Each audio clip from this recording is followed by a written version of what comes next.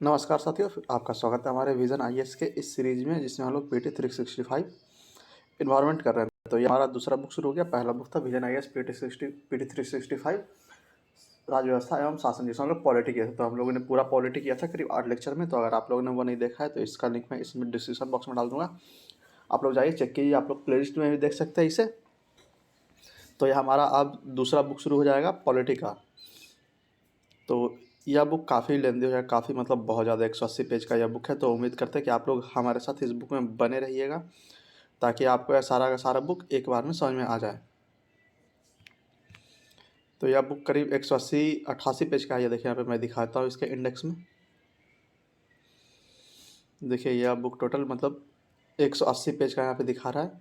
तो इसमें काफ़ी सारे वीडियो लेक्चर, मतलब 12-15 वीडियो लेक्चर आएंगे। तो आप लोग हमारे साथ बने रहिए, ताकि मैं यह पूरा बुक आपको अच्छे से समझा सकूँ, पढ़ा सकूँ, और आपको एग्जाम में इसका लाभ हो। क्योंकि यूपीएससी में इससे करीब 12-15 प्रश्न एक बार में पूछ लिए जाते हैं, केवल इन्वायरमेंट सेक्शन से, या इससे ज़्यादा पूछ लिए जाते हैं। तो आपको इससे बहुत फ़ायदा मिलने वाला है अपने एग्ज़ाम के तैयारी में। तो आप लोग हमारे साथ बने रहिए। और आप लोग अगर हमारे चैनल पर नए हैं और अभी तक हमारे चैनल को सब्सक्राइब नहीं किया, तो प्लीज़ प्लीज़ प्लीज़ इसे सब्सक्राइब करके हमें सपोर्ट करें। और कमेंट बॉक्स में आप अपना सुझाव दे सकते हैं कि आपको यह वीडियो लेक्चर कैसा लग रहा है, या अगर कोई किसी तरह का क्वेरी हो तो आप लोग उससे कमेंट बॉक्स में पूछ सकते हैं। आपका उत्तर ज़रूर दिया जाएगा। इस वीडियो को ज़्यादा से ज़्यादा शेयर कीजिए उन लोगों तक जो इस बार यूपीएससी या अदर किसी भी तरह के एग्जाम दे रहे हो जिसमें इन्वायरमेंट के प्रश्न पूछे जाते हैं। तो आइए हम लोग शुरू करते हैं अपने पहले टॉपिक से। पहला टॉपिक हमारा है जलवायु परिवर्तन, मतलब क्लाइमेट चेंज।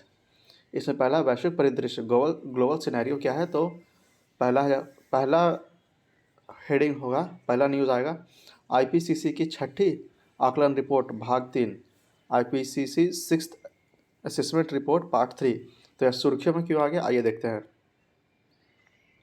जलवायु परिवर्तन पर अंतर सरकारी पैनल आईपीसीसी ने छठी आकलन रिपोर्ट AR6 की तीसरी भाग जारी किया है। इस भाग या रिपोर्ट का शीर्षक जलवायु परिवर्तन 2022 जलवायु का शमन है। इस भाग को छठी आकलन रिपोर्ट के वर्किंग ग्रुप 3 द्वारा तैयार किया गया है।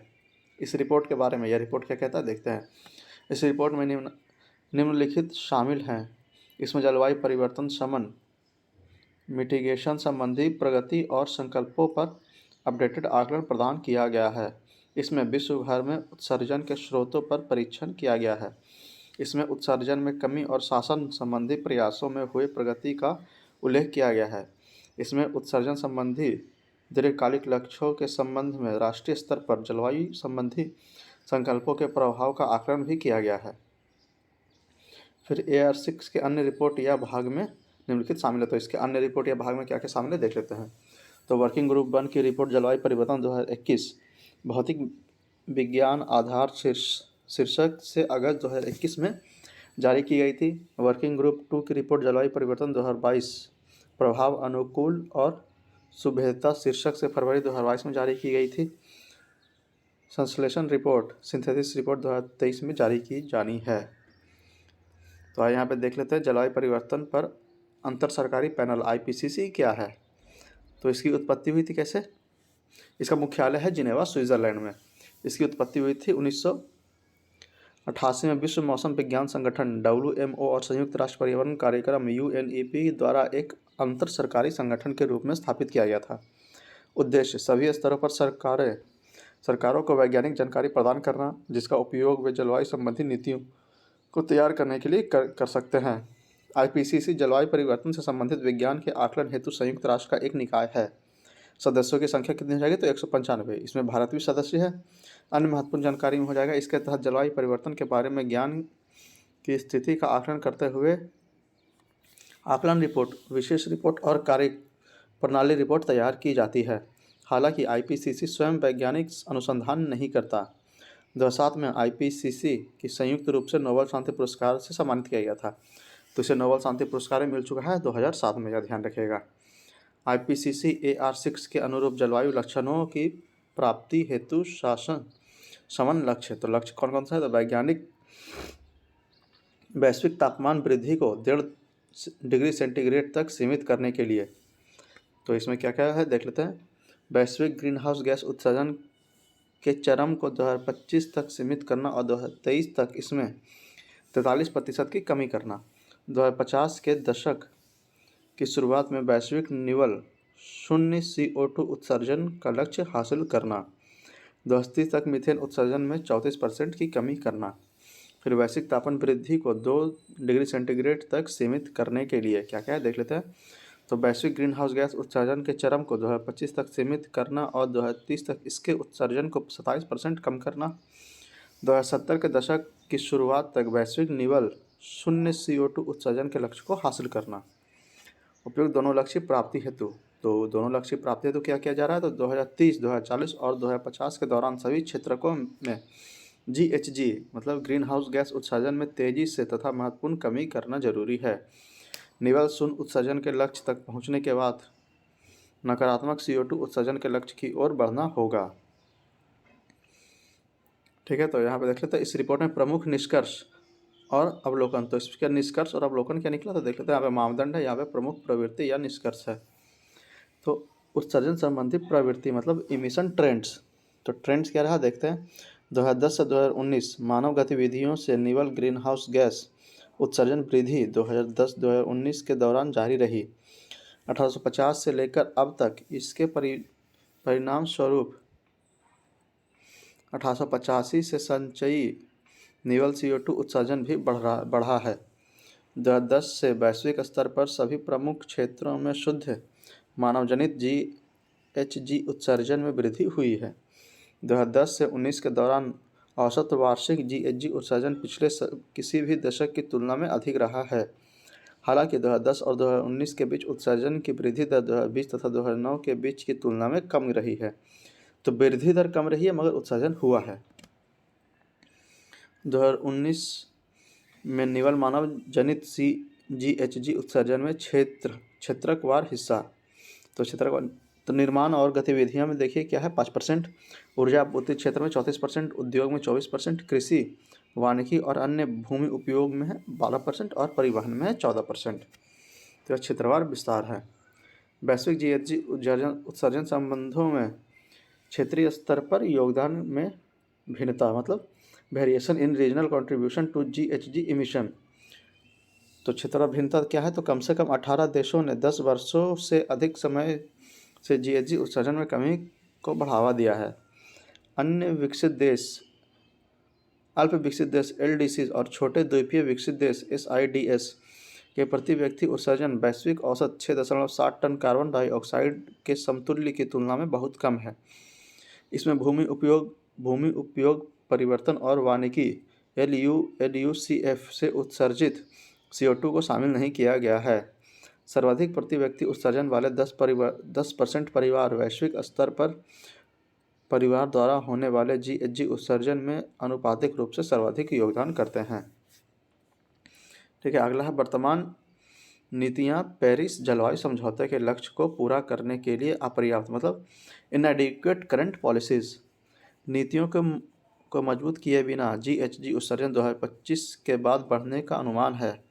इससे 2100 तक औसत वैश्विक तापमान में 3.2 डिग्री सेल्सियस की वृद्धि हो जाएगी। जलवायु वित्त क्लाइमेट फाइनेंस वित्त की उपलब्धता 2030 तक वैश्विक तापमान वृद्धि को 1.5 डिग्री सेल्सियस या 2 डिग्री सेल्सियस से नीचे तक सीमित करने के लिए आवश्यक स्तर से 3 से 6 गुना कम है। तो यह टॉपिक पूरा समाप्त हुआ। अगला न्यूज़ है मीथेन उत्सर्जन। तो मीथेन उत्सर्जन सुर्खियों में क्यों रहा देखते हैं। हाल ही में CCAC और UNEP ने global methane assessment 2030 website report जारी की है, बेसलाइन रिपोर्ट जारी की है।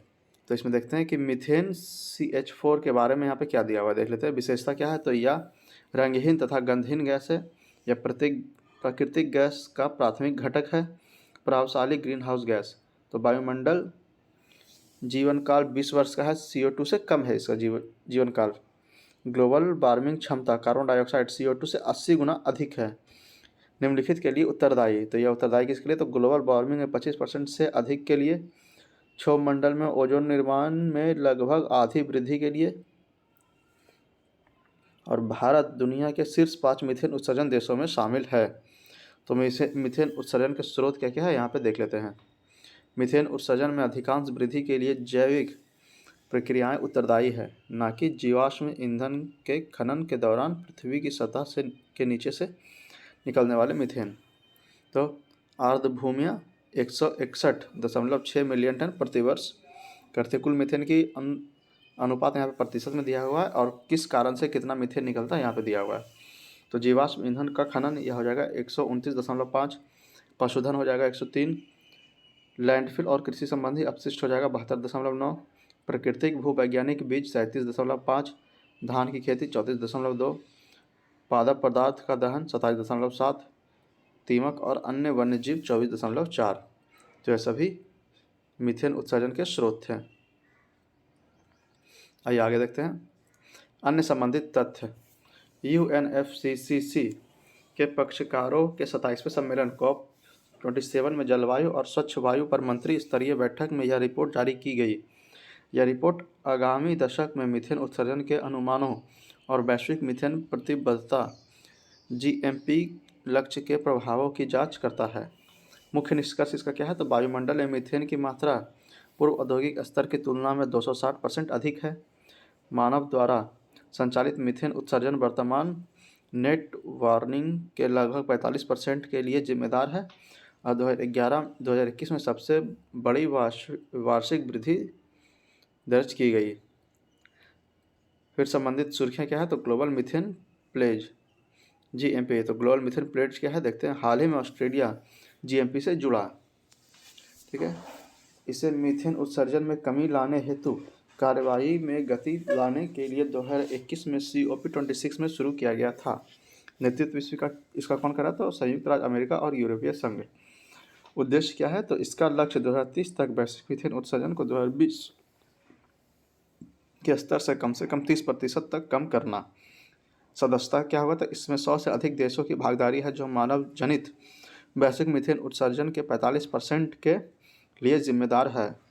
व्यापार पर प्रभाव। देश के विशाल कृषि क्षेत्र और ग्रामीण अर्थव्यवस्था में पशुधन की भूमिका पर अपनी चिंताओं के कारण भारत ने इस पर हस्तक्षेप नहीं किया है। तो भारत इस ग्लोबल मीथेन प्लेज पर हस्तक्षेप नहीं किया है। Global energy monitor GEM. तो जेम के अनुसार दुनिया के ऊर्जा क्षेत्रक द्वारा उत्सर्जित मीथेन के लगभग आधे हिस्से के लिए सिर्फ 30 जीवाश्म ईंधन कंपनी उत्तरदायी है। यह एक गैर लाभकारी संगठन है। इसका उद्देश्य स्वच्छ ऊर्जा के लिए विश्वव्यापी आंदोलन के समर्थन में जानकारी को इकट्ठा करना और उसे साझा करना। अंतर्राष्ट्रीय मीथेन उत्सर्जन वेधशाला मतलब international methane emission observatory IMEO की एक रिपोर्ट के अनुसार अल्पावधि में जलवायु परिवर्तन से निपटने के लिए मीथेन उत्सर्जन में कटौती सबसे प्रभावी तरीका है। यह 2021 में यूरोपीय आयोग के समर्थन से UNEP द्वारा शुरू की गई पहल है। उद्देश्य इसका क्या है? तो जीवाश्म ईंधन क्षेत्र से शुरू करते हुए मीथेन उत्सर्जन में कटौती को प्रोत्साहित करना। यह ग्लोबल मीथेन प्लेज का मुख्य कार्यान्वयन सहभागी है। नासा का earth surface mineral dust source investigation EMIT mission. यह क्या है? तो नासा के earth surface mineral dust source investigation ने मीथेन सुपर एमिटर्स की पहचान की है। एमिट्स मिशन ने मध्य एशिया, पश्चिम एशिया और दक्षिण पश्चिम संयुक्त राज्य अमेरिका में मीथेन गैस के 50 से अधिक सुपर एमिटर्स की पहचान करने में मदद की है। सुपर एमिटर्स ऐसे केंद्र या उपकरण और अन्य अवसंरचनाएं हैं जिसकी मीथेन उत्सर्जन दर बहुत अधिक है। सुपर एमिटर्स आमतौर पर जीवाश्म ईंधन अपशिष्ट या कृषि क्षेत्रों से संबंधित है। अगला न्यूज़ है महासागरीय अम्लीकरण और आर्टिक हिम मतलब ओशन एसिडिफिकेशन और आर्टिक आइस। तो यह सुर्खियों में क्यों रहा? तो शोधकर्ताओं के एक दल ने आर्कटिक महासागर के पश्चिमी क्षेत्र के बदलते रासायनिक संगठन की चिंता व्यक्त की है। अन्य महासागरों के जल की तुलना में आर्कटिक महासागर में अम्लीयता का स्तर में 3 से 4 गुना तीव्र वृद्धि को देखते हुए ऐसा निष्कर्ष प्रस्तुत किया गया है। तो महासागर अम्लीकरण के बारे में यहाँ पे कुछ दिया हुआ है, आइए देख लेते हैं। महासागर अम्लीकरण से तात्पर्य दीर्घ अवधि में समुद्र के पीएच मान में कमी से। मुख्य कारण इसका क्या है, तो वायुमंडल में CO2 के अवशोषण के कारण। महासागरीय अम्लीकरण के से संभावित दुष्प्रभाव। एक स्वास्थ्य महासागर पर आश्रित समुद्री जीवों विशेषकर सीप और कोरल जैसे जीव पादपों तथा अन्य सजीवों की विविध आबादी के लिए घातक समस्या पैदा करता है। आर्कटिक के बारे में यहाँ पे देखिए कुछ दिया हुआ है। यहाँ पे देखिए आर्कटिक का मैप भी दिया हुआ है, आप लोग चाहें तो यहाँ देख सकते हैं आर्कटिक के मैप को। एक तरफ रसिया है, USA, कनाडा, ग्रीनलैंड, फिर इधर नॉर्वे है और वहाँ देखिए नॉर्थ पोल लिखा हुआ है आर्कटिक ओशन पे। यह पृथ्वी के उत्तरी ध्रुव के आसपास फैला एक भौगोलिक क्षेत्र है।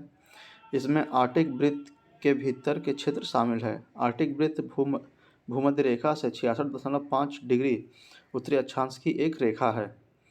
आर्कटिक क्षेत्र क्यों महत्वपूर्ण है, तो यह महत्वपूर्ण क्यों है देख लेते हैं। जलवायु परिवर्तन के कारण आर्कटिक क्षेत्र की बर्फ पिघल रही है। इससे यह क्षेत्र आर्थिक दोहन के लिए अधिक अनुकूल बन रहा है। यह क्षेत्र तेल एवं गैस के भंडार हेतु तथा खनिजों से समृद्ध है। उत्तरी समुद्र नॉर्दर्न सी मार्ग को एक नए व्यापारिक मार्ग के रूप में खोलने की संभावना बढ़ रही है। यह विश्व की महासागरीय धाराओं पर परिसंचारण में मदद करता है। यह वैश्विक जलवायु परिवर्तन को मापने के लिए बैरोमीटर के रूप में कार्य करता है। फिर आर्कटिक में भारत का भी कुछ पहले आइए देख लेते हैं क्या है। तो भारत ने 2007 से आर्कटिक अनुसंधान कार्यक्रम शुरू किया था। इसके तहत अब तक कई अभियान चलाए जा चुके हैं। भारत ने अपनी पहली आर्कटिक नीति घोषित की है। भारत आर्कटिक परिषद में पर्यवेक्षकों में शामिल है। भारतीय आर्कटिक स्टेशन हिमाद्री नॉर्वे में स्थित है। तो यह देखिए ध्यान रखिएगा, भारतीय आर्कटिक स्टेशन का नाम क्या है, हिमाद्री, और ये कहाँ है, तो नॉर्वे में। यह 2008 से भारतीय वैज्ञानिक अनुसंधान केंद्र के रूप में कार्य कर रहा है। तो यह ध्यान रखिएगा भारत के बारे में। आइए यहाँ पे देख लेते हैं अनसंबंधित तथ्य। Global ocean acidification observing network GOAON, इसके बारे में देख लेते हैं क्या लिखा हुआ है। तो GOAON एक सहयोगात्मक अंतर्राष्ट्रीय नेटवर्क है। इसकी स्थापना 2012 में की गई थी। इसका उद्देश्य क्या है, तो नदी मुहाना तटीय खुले समुद्र के वातावरण में महासागर अम्लीकरण के कारकों का पता लगाना और उन्हें समझाना। महासागर अम्लीकरण के समुद्री पारिस्थितिकी तंत्र पर प्रभाव को समझना और प्रतिरूपण मतलब मॉडलिंग अध्ययनों के अनुकूलित करने के लिए जानकारी उपलब्ध कराना। तो महासागर अम्लीकरण की प्रक्रिया यहाँ पे दिया हुआ कैसे कैसे, तो देख लेते हैं। पहले महासागर अम्लीकरण, समुद्री जल का पीएच मान, ये देखिए ऊपर दिया हुआ। 1800 के दशक के अंत में अम्लीकरण कम हो गई थी। वायुमंडलीय CO2 की निम्न सांद्रता, फिर कार्बन डाइऑक्साइड जब पानी में जाता है तो कार्बन एसिड बनता है H2CO3, फिर मुक्त हाइड्रोजन आयन होता है H+, और बाइकार्बोनेट HCO3 होता है, फिर कार्बन आयन, फिर प्रचुर मात्रा में स्वस्थ प्रवाल, मोलस्क, घोंगे और अन्य समुद्री कैल्सीफाइड्स। फिर 2100, यह देखिए 1800 के दशक के बारे में दिखाया गया है, फिर 2100 के बारे में दिखाया गया। तो 2100 अनुमानित अम्लता में वृद्धि, वायुमंडलीय CO2 की उच्चतर सांद्रता, फिर कार्बन डाइऑक्साइड CO2 जब पानी में घुलता है तो कार्बनिक एसिड H2CO3 बनता है, फिर मुक्त हाइड्रोजन आयन H+ और बाइकार्बोनेट HCO3, फिर निम्न कार्बनिक आयन कम छोटे समुद्री कैल्सीफाइड्स, मतलब पहले बड़े बड़े थे और अब ये छोटे छोटे बन जाते हैं एसिडिक कारण के कारण। फिर संबंधित सुर्खियाँ, अन्य संबंधित सुर्खियाँ इससे क्या है, तो देखते हैं। आर्कटिक प्रबंधन, आर्कटिक एम्प्लीफिकेशन, यह क्या है, तो आर्कटिक प्रबंधन के कारण आर्कटिक शेष दुनिया की तुलना में 4 गुना तेजी से गर्म हो रहा है। आर्कटिक एक निम्न अक्षांशों के संक्षेप स्तर के निकट वायु के तापमान में वृद्धि को आर्कटिक प्रवर्धन कहा जाता है। वैश्विक तापन, ice albedo feedback, lapse rate feedback, जल वाष्प फीडबैक और ओशन हीट ट्रांसपोर्ट इस प्रवर्धन का प्राथमिक कारण है। प्रभाव, तो इसका प्रभाव क्या होगा, तो यह क्षेत्र या इस क्षेत्र के जीवों विशेष रूप से ध्रुवीय भालू व्हेल और सील को प्रभावित करता है। इससे नए समुद्री व्यापार मार्ग खुलेंगे। यह प्राकृतिक संसाधनों के और अधिक दोहन में सुगम बनाएगा। फिर जेवी आइस मतलब ज़ॉम्बी आइस क्या है? तो हाल ही में प्रकाशित एक अध्ययन के अनुसार ग्रीनलैंड की तेजी से पिघलने वाले ज़ॉम्बी बर्फ की चादर अंततः वैश्विक समुद्र जल स्तर को कम से कम 10 इंच बढ़ा देगी। ज़ॉम्बी या मृतक बर्फ ऐसे बर्फ है जो अभी भी बर्फ के ग्लेशियरों से जुड़ी हुई है, लेकिन अब उन बड़े ग्लेशियरों द्वारा इसे बर्फ प्राप्त नहीं हो रही है। ऐसा इसलिए क्योंकि मूल ग्लेशियरों में ही अब बर्फ के पुनर्निर्माण में कमी आ रही है। तो यहाँ पर देख लेते हैं आर्कटिक प्रवर्धन क्या है। तो ग्लोबल वार्मिंग की कार्यप्रणाली यह कैसे कार्य करती है? तो ऊपरी वायुमंडल द्वारा विकिरण या वायुमंडल से पृथ्वी की सतह की ओर के माध्यम से निचले वायुमंडल को गर्म होना, यह हो जाएगा।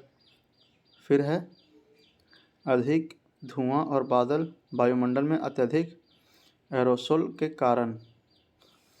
ठीक है, तो यहाँ पर देखिए पृथ्वी की सतह पर वायु के तापमान में वृद्धि होगा ग्लोबल वार्मिंग के कारण। फिर समुद्री हिमावरण और बर्फ़ का पिघलना। फिर महासागर में तीव्र जैविक गतिविधि, कम परावर्तन, अधिक अवशोषण, ऊपरी महासागरीय सतह का गर्म होना, फिर अधिक ऊर्जा प्रवाह। तो यह सर्कल इसी तरह से चलते रहता है और यह बर्फ़ इस तरह से पिघलते रहता है।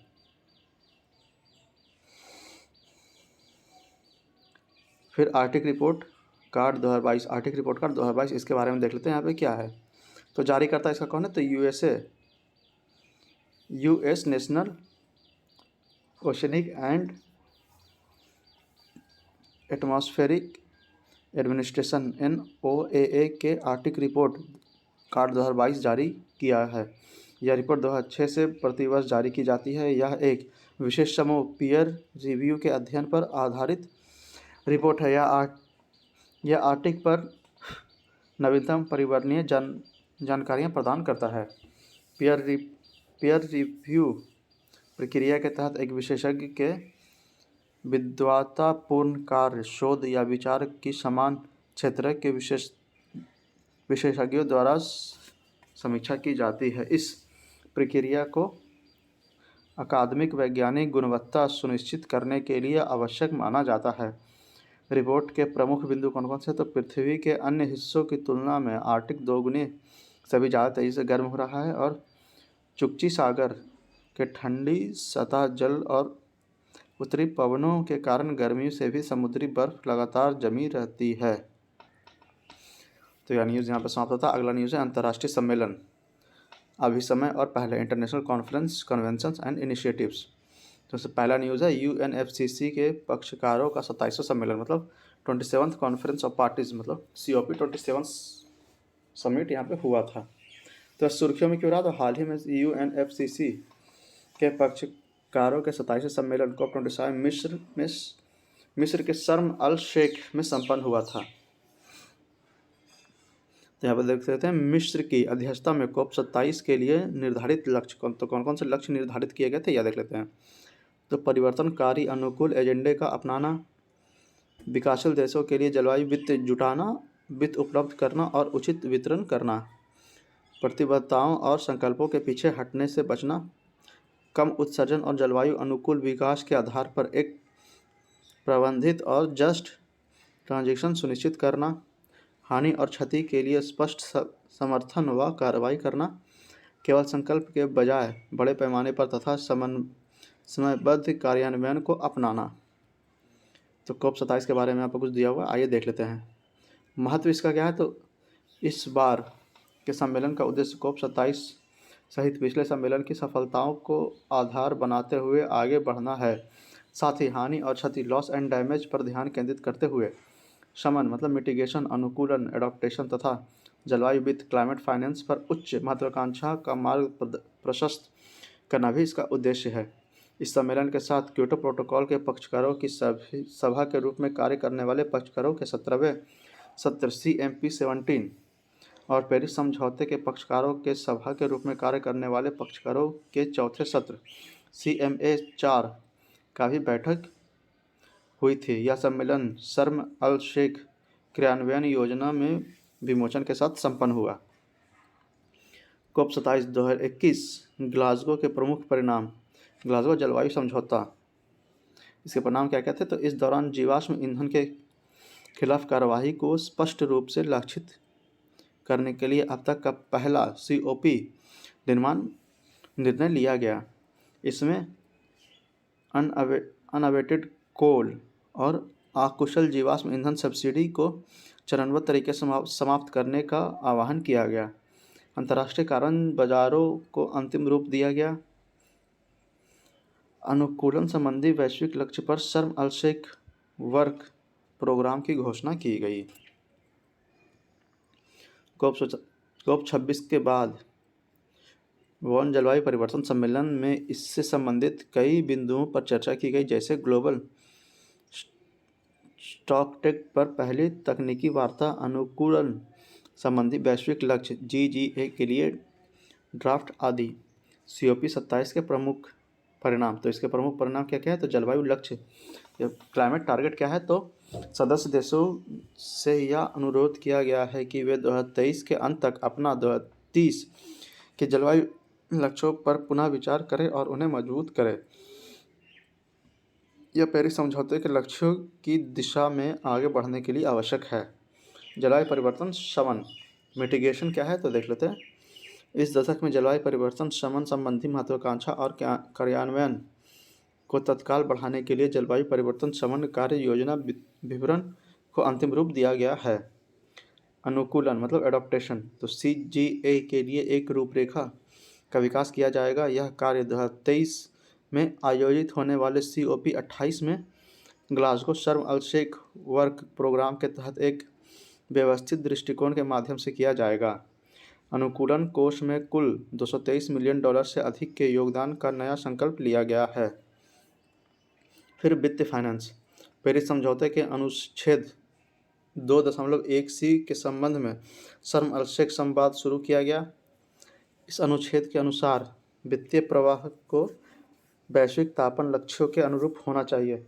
COP 28 में पुनः इस पर चर्चा होगी। हानि और क्षति, लॉस एंड डैमेज LND, हानि और क्षति के लिए एक नई वित्तीय पोषण व्यवस्था। जलवायु परिवर्तन के कारण होने वाले हानि और क्षति के प्रति कार्रवाई करने तथा इसके प्रतिकूल प्रभावों से विशेष खतरे वाले विकासशील देशों की सहायता के लिए एक नई वित्तीय पोषण व्यवस्था स्थापित की गई है। COP 28 में नई वित्तीय पोषण व्यवस्था के संचालन हेतु सिफारिश करने के लिए संक्रमणकालीन समिति ट्रांजिशनल कमेटी का गठन किया जाएगा। सैंटियागो नेटवर्क के संचालन के लिए संस्थागत व्यवस्था की गई है। इस नेटवर्क के सचिवालय की जगह का चयन 2023 के लिए किया जाएगा।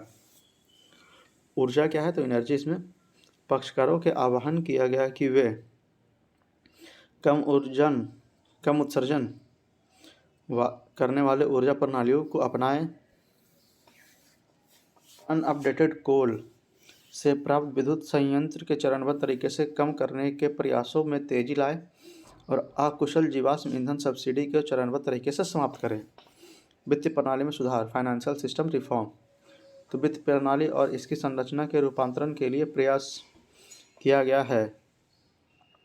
इसके तहत बहुपक्षीय विकास बैंकों और अंतर्राष्ट्रीय वित्तीय संस्थाओं को वैश्विक जलवायु आपात स्थिति से निपटने हेतु अपने परिचालन मॉडल, चैनलों एवं साधनों में सुधार करने के लिए प्रोत्साहित किया गया है।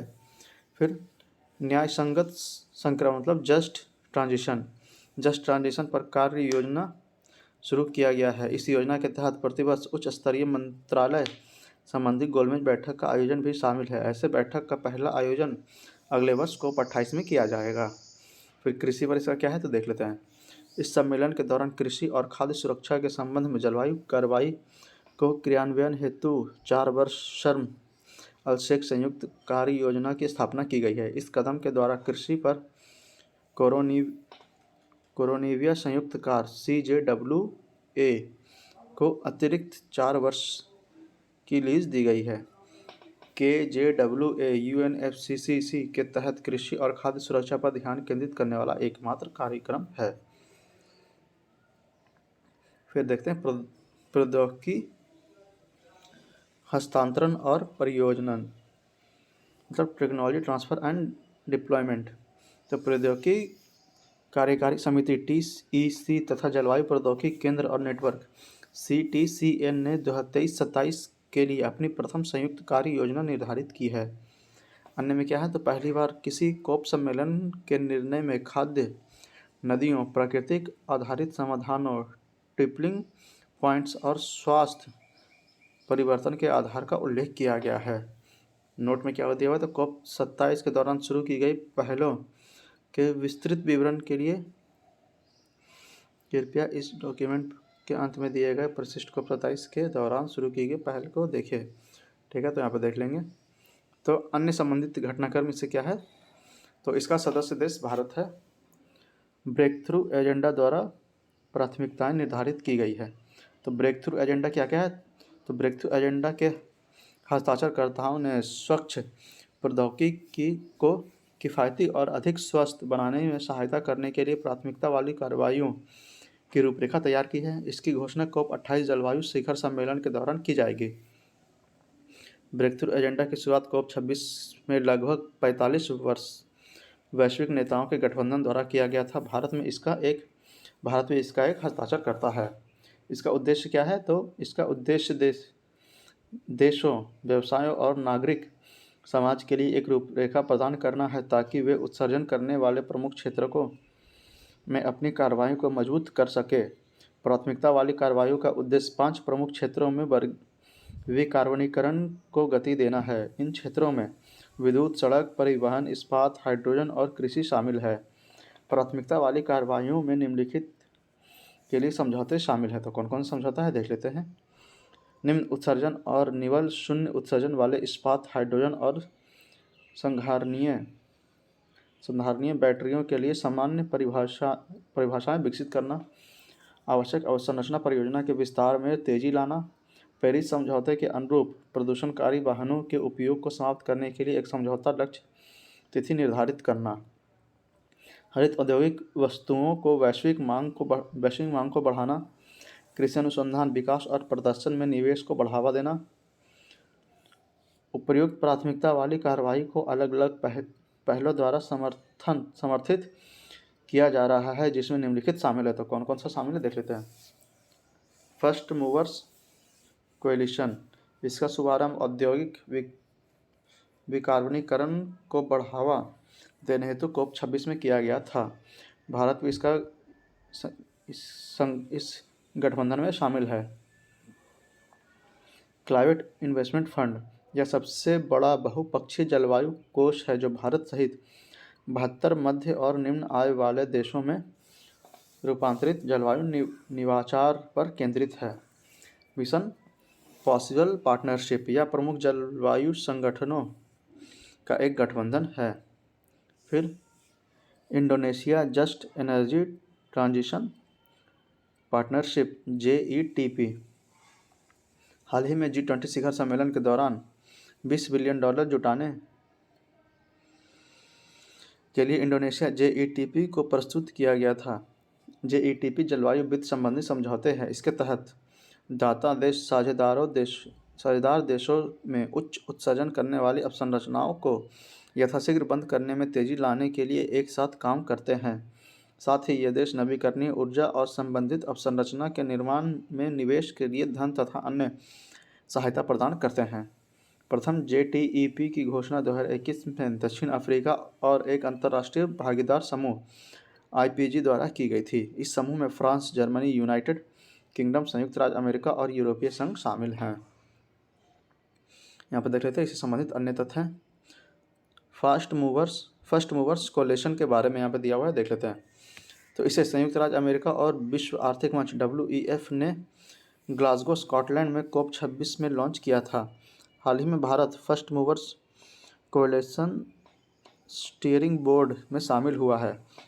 फर्स्ट मूवर्स कोएलिशन एक वैश्विक पहल है। यह उन 7 औद्योगिक क्षेत्रों पर विकार्बनीकरण करने के लिए कंपनियों की क्रय शक्ति का उपयोग करती है जिसका उत्सर्जन कम करने में कठिनाई आती है। इसमें एल्युमिनियम, विमानन, रसायन, कंक्रीट, शिपिंग, स्टील और ट्रक क्षेत्र शामिल है।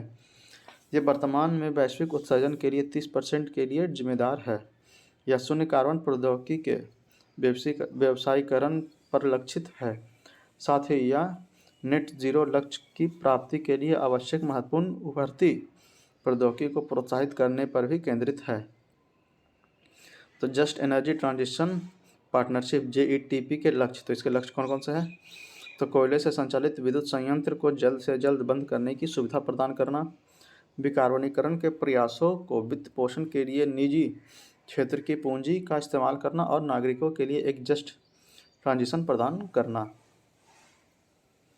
तो यहाँ पे जलवायु प्रदर्शन पर संयुक्त राष्ट्र फ्रेमवर्क कन्वेंशन UNFCCC के बारे में यहाँ पे दिया हुआ है। तो इसकी उत्पत्ति कैसे हुई थी? तो UNFCCC की उत्पत्ति 1992 में रियो दे जनेरियो में हुई एक पृथ्वी शिखर सम्मेलन से हुई है और 1994 में इसे अपना लिया गया। इसका उद्देश्य क्या क्या है?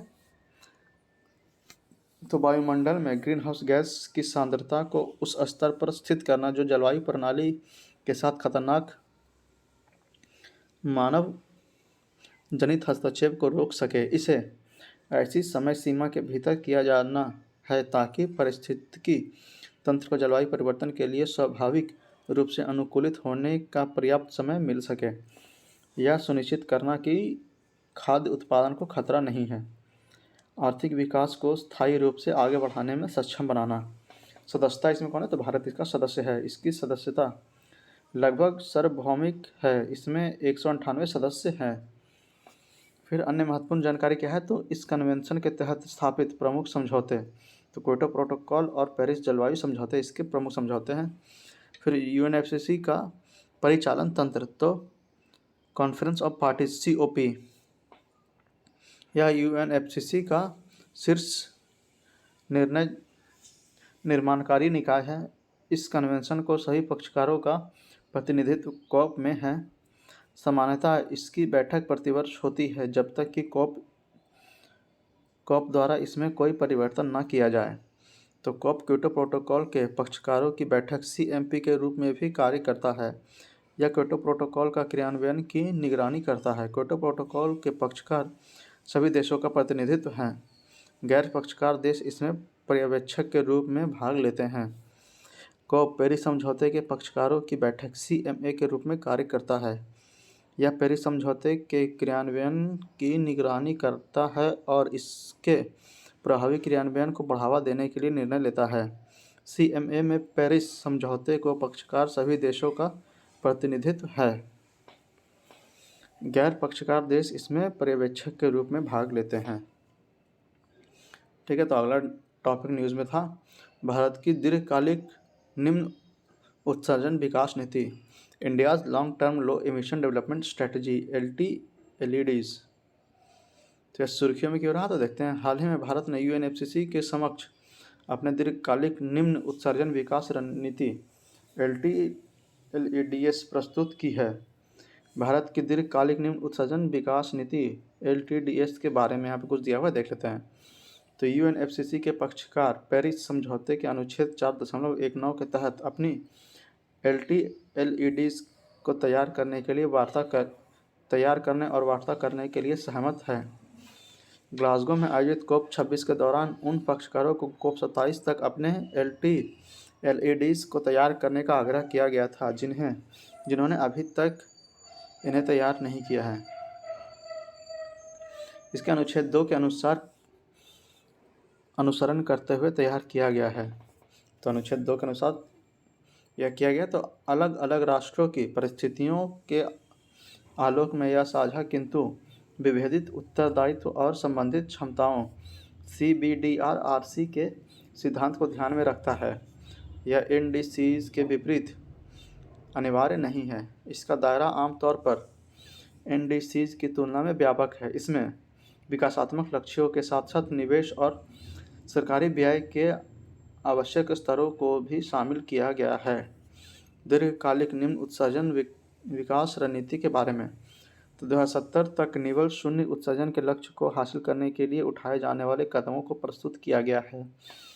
यह निम्न कार्बन विकास की प्राप्ति के लिए 7 प्रमुख बदलावों पर आधारित है। इसमें पर्यावरण के लिए जीवन शैली लाइफ का दृष्टिकोण लाइफ के दृष्टिकोण से तैयार किया गया है। तो भारत के दीर्घकालिक निम्न उत्सर्जन विकास नीति, भारत के दृष्टिकोण के लिए महत्वपूर्ण विचार कौन कौन से देख लेते हैं। तो संचयी वैश्विक GHG उत्सर्जन में भारत का ऐतिहासिक योगदान नगण्य है। विकास के लिए भारत की ऊर्जा जरूरतें काफ़ी अधिक है। भारत विकास के लिए निम्न कार्बन रणनीतियों को आगे बढ़ाने हेतु प्रतिबद्ध है और राष्ट्रीय परिस्थितियों के अनुसार सक्रिय रूप से उनका अनुसरण कर रहा है। भारत को जलवायु परिवर्तन के विरुद्ध सहनशील बनने की जरूरत है। दीर्घकालिक निम्न उत्सर्जन विकास नीति LTLEDs क्या है, तो इसमें देख लेते हैं घटक और वर्तमान नीतियों और लक्ष्य। तो विकास गतिविधियों के अनुरूप विद्युत प्रणालियों से निम्न कार्बन उत्सर्जन हासिल करना। तो NDC लक्ष्य वर्ष 2030 तक 50% गैर जीवाश्म ईंधन क्षमता प्राप्त करना है। वितरण कंपनियां खुली पहुंच वाले उपभोक्ताओं और कैपेटिव विद्युत संयंत्रों के लिए नवीकरणीय खरीद दायित्व निर्धारित करना। नवीकरणीय ऊर्जा RE से समृद्ध 8 राज्यों में परेषण नेटवर्क को मजबूत करने के लिए हरित ऊर्जा गलियारों का निर्माण करना और वर्ष 2032 तक स्थापित परमाणु ऊर्जा क्षमता में 3 गुना वृद्धि करना।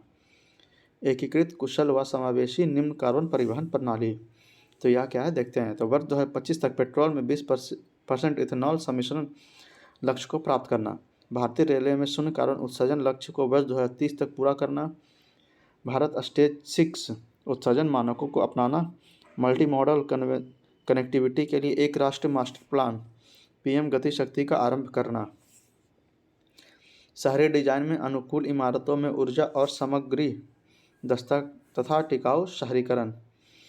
National urban policy framework NUPF को अपनाना। राष्ट्रीय भवन संहिता, ऊर्जा संरक्षण भवन संहिता, इको निवास संहिता, आवासीय भवनों के लिए एक ऊर्जा संरक्षण भवन संहिता।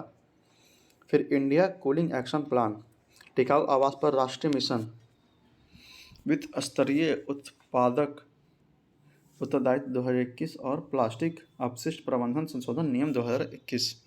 फिर संपूर्ण अर्थव्यवस्था के स्तर पर उत्सर्जन मुक्त आर्थिक वृद्धि को सुनिश्चित करना और एक कुशल नवाचार आधारित निम्न उत्सर्जन औद्योगिक प्रणाली तैयार करना। टिकाऊ आवास एवं उन्नत ऊर्जा दक्षता के लिए राष्ट्रीय मिशन मानक और लेबलिंग योजना तथा ऊर्जा दक्षता वित्त पोषण मंच।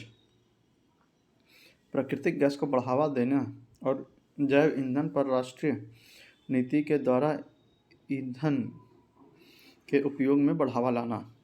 संसाधन दक्षता, प्लास्टिक और अपशिष्ट तथा स्टील रिसाइकलिंग पर नीतियों के द्वारा समग्र दक्षता को बढ़ावा। ग्रीन हाउस प्रौद्योगिकी और बुनियादी ढांचा को बढ़ावा देना।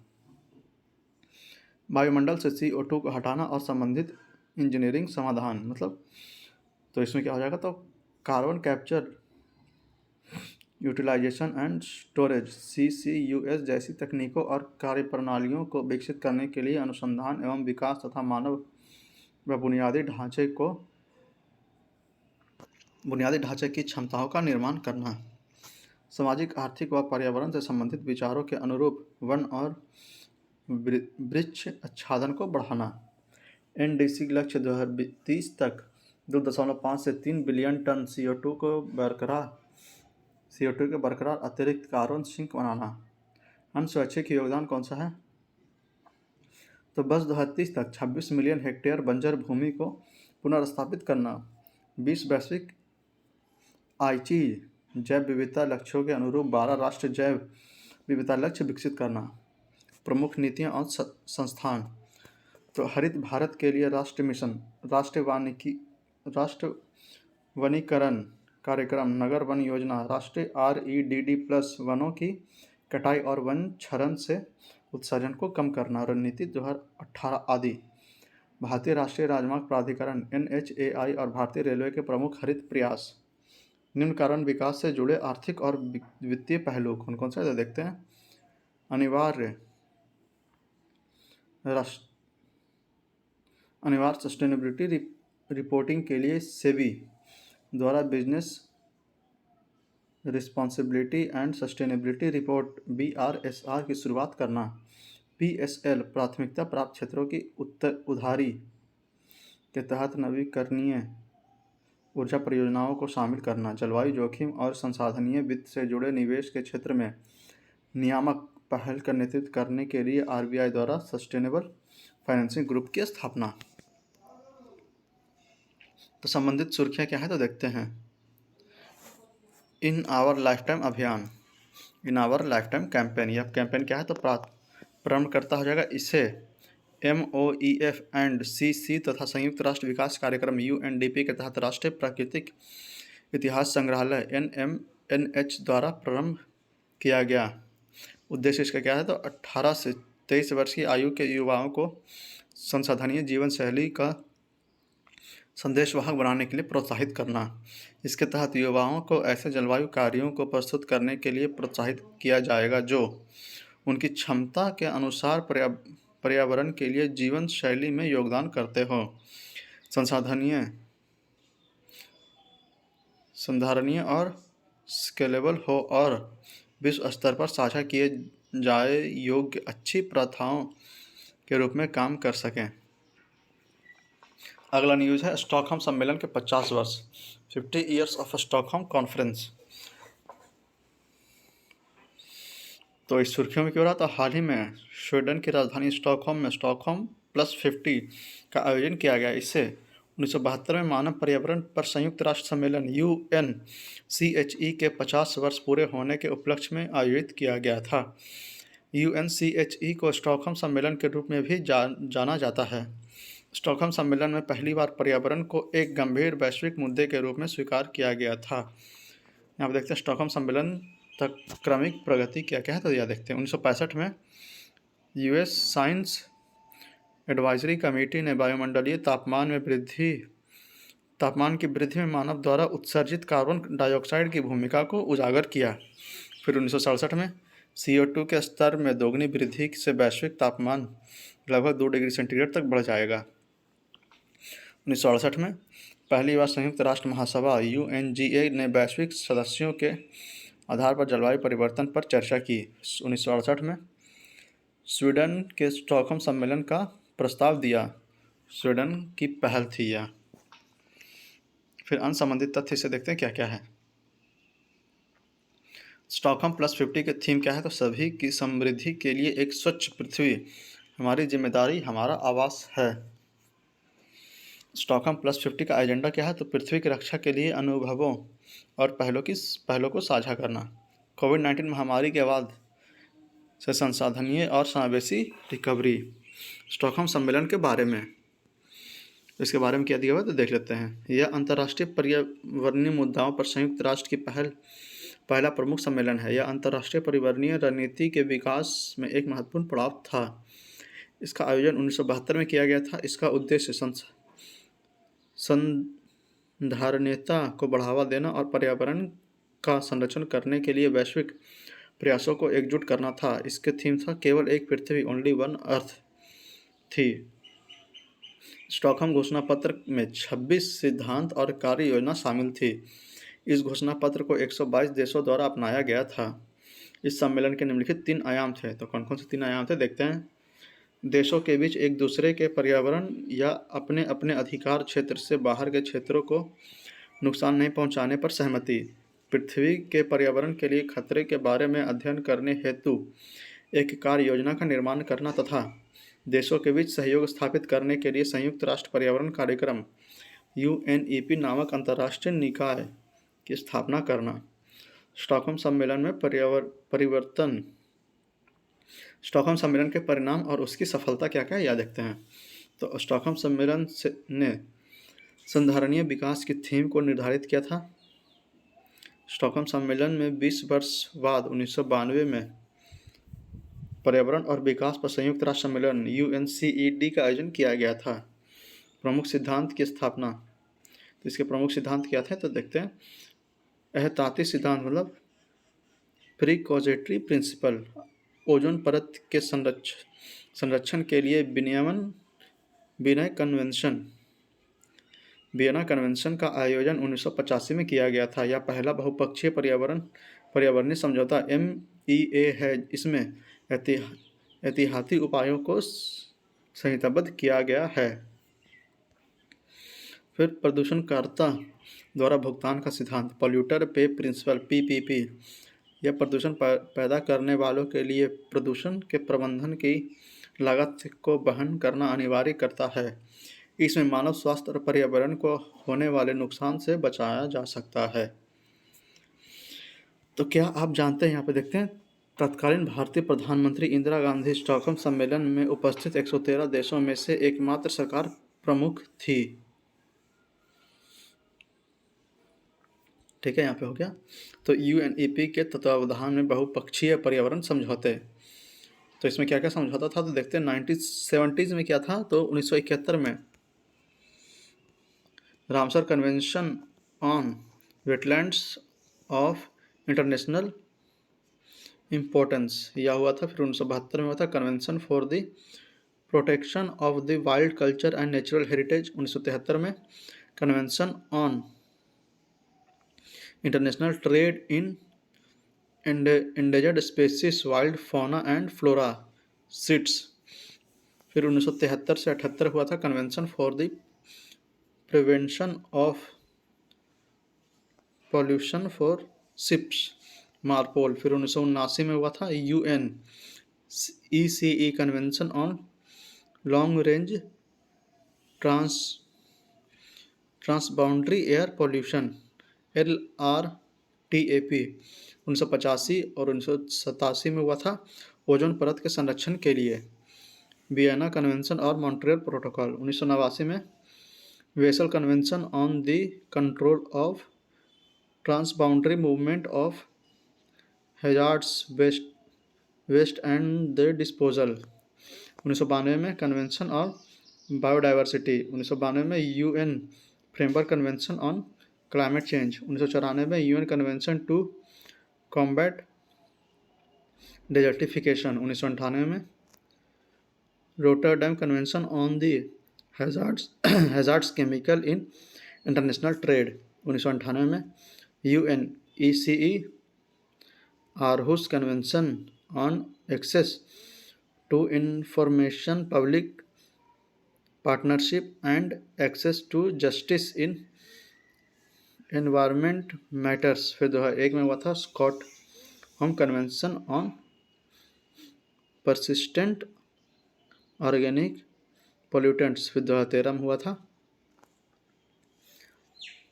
मिनीमाता कन्वेंशन ऑन मर्क्यूरी पारे पर मिनीमाता अभिशमय।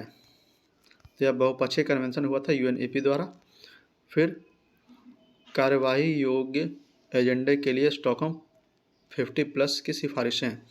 तो इसकी कौन कौन सी सिफारिशें देखते, तो मानव कल्याण को केंद्र में रखकर स्वास्थ्य, पृथ्वी और सभी के लिए समृद्धि को हासिल करना, स्वच्छ स्वास्थ्य और संधारणीय पर्यावरण के आधार को मान्यता देने और उसे लागू करना, एक स्वस्थ पृथ्वी को सुनिश्चित करने के लिए हमारी वर्तमान आर्थिक प्रणाली के कम करने के तरीके में व्यापक बदलाव को अपनाना, उच्च प्रभाव डालने वाले क्षेत्रों में रूपांतरण की गति में तेजी लाना और डिजिटल एवं तकनीकी समाधानों तक पहुंच और समर्थन प्रदान करके विकासशील देशों को पर्यावरणीय चुनौतियों से निपटने में मदद करना। तो अगला हेडिंग है मॉन्ट्रियल प्रोटोकॉल।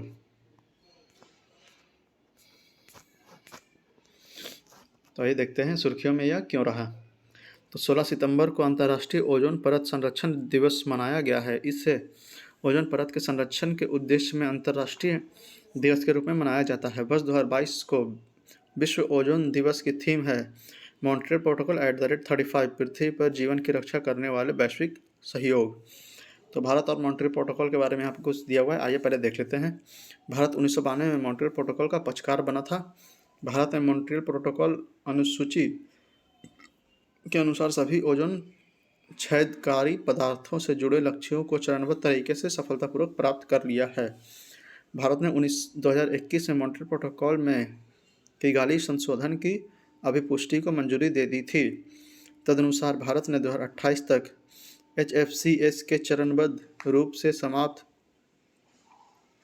करना होगा और 2027 तक HFCs के उत्सर्जन में 2024-26 के स्तर की तुलना में 15% की कटौती करनी होगी। मॉन्ट्रियल प्रोटोकॉल के बारे में यहाँ पे कुछ दिया हुआ है, देख लेते हैं।